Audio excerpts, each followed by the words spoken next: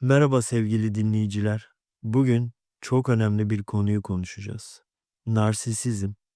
Yanımda uzman psikolog Neşe Çıracı var. Hoş geldiniz Neşe Hanım. Hoş bulduk. Neşe Hanım, hemen başlayalım çünkü insanlar narsizmi merak ediyor. Etrafımızda çok narsist var diye düşünüyorum. Son zamanlarda her yerde bu kelimeyi duyuyorum. Narsizm nedir? Narsisizm kendine çok fazla önem vermek demektir. Narsist kişi kendisini diğer insanlardan daha önemli görür. Bu kişiler sürekli ilgi ve beğeni ister. Başkalarının duygularını düşünmezler ve eleştiri duymak istemezler. Ayrıca insanları manipüle ederler. Peki, narsisizm bir hastalık mı? Evet, narsisizm bazen bir kişilik bozukluğu olabilir. Ama herkes biraz narsisttir. Bu normaldir. Herkes biraz narsisttir. Cümlesiyle ne demek istiyorsunuz? Mesela herkes bazen kendi fotoğrafını paylaşır. İyi görünüyorum diye düşünür. Bu küçük bir narsisizmdir ve normaldir. Küçük bir miktar narsisizm sağlıklı bir ego için gereklidir.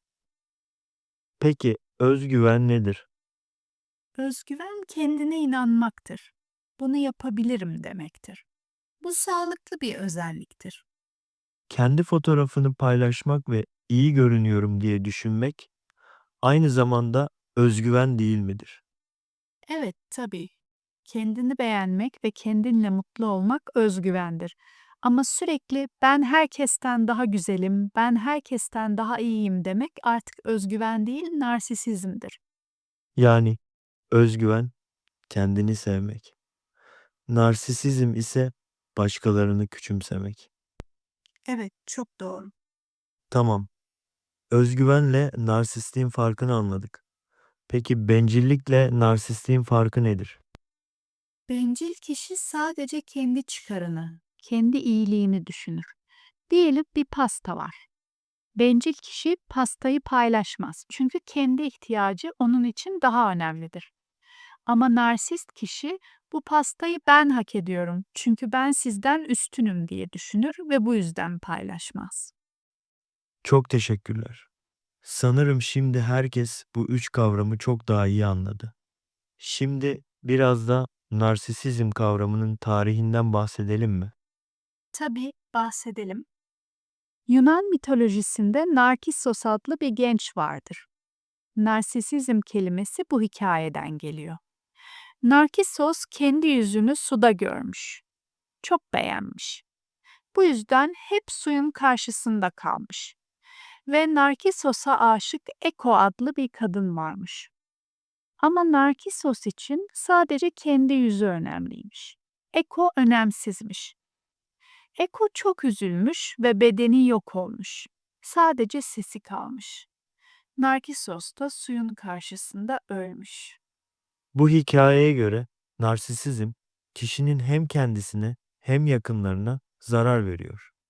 Doğru anladın mı? Evet, aynen öyle. Narkisos hikayesini uzun yıllar önce yazmışlar. Ama o zaman da insanların problemleri günümüzdeki problemlerle aynıymış. Çok ilginç, değil mi? Evet, aslında insanların ihtiyaçları hiç değişmiyor. Ben böyle insanlardan uzak duruyorum. Ama bazı insanlar için bu daha zor.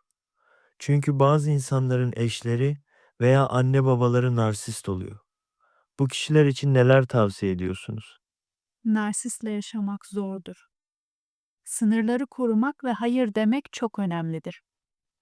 Kendilerini korumak için sakin olmalı ve güçlü kalmalılar. Onlarla tartışmak yerine uzak durmak daha iyidir. Ve bence mutlaka bir uzmandan yardım alsınlar. Çok teşekkürler Neşe Hanım. Maalesef programımızı burada bitiriyoruz. Çok faydalı bir sohbetti. Ben teşekkür ederim. Sizinle sohbet etmek çok keyifliydi. Sevgili dinleyiciler, bir sonraki bölümde görüşmek üzere. Hoşça kalın.